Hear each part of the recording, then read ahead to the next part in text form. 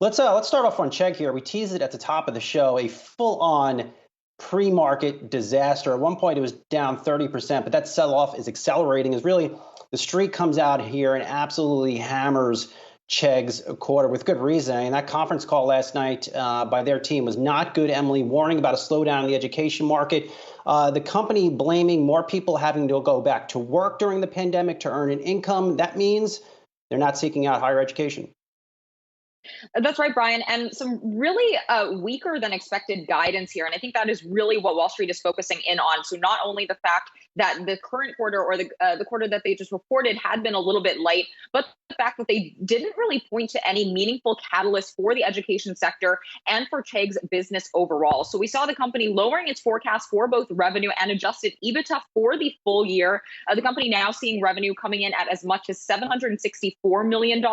Previously, it saw as much as $815 million.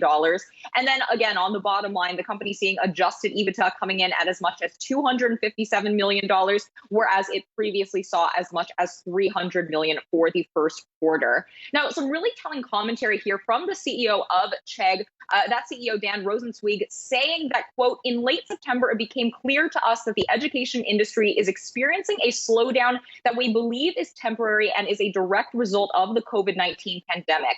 A combination of variance, increased employment opportunities, and compensation, along with fatigue, have all led to significantly fewer enrollments than expected this semester. And those students who have enrolled are taking fewer and less rigorous classes and are receiving less graded assignments. So again, we really did also see a slew of Wall Street downgrades on the heels of these results. Piper Sandler lowering the stock to neutral from overweight, Raymond James to market perform from outperform, and Morgan Stanley downgrading to equal weight from overweight here. So not necessarily a lot of optimism baked in on the street for Chegg and the outlook for the education sector going forward, Brian. And again, really ugly sell-off here in pre-market trading.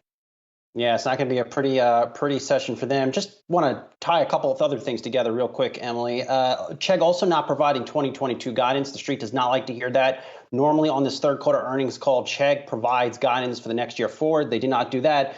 But I will say, I think this is isolated to the higher education market. We heard Newell Brands, and we'll talk later about this with CEO Robbie Salagram. They had a very good quarter for Sharpie markers and pens as kids went back to in-person learning at elementary schools, middle schools, and high schools. So that was good. Also seeing really continued strength in Apple's iPads. That is a big education focus there as well. And also computer sales. Laptop computers have held up pretty well. You look at HP, you look at Dell. They're putting up some good results too. So it does seem to be isolated to that higher education market.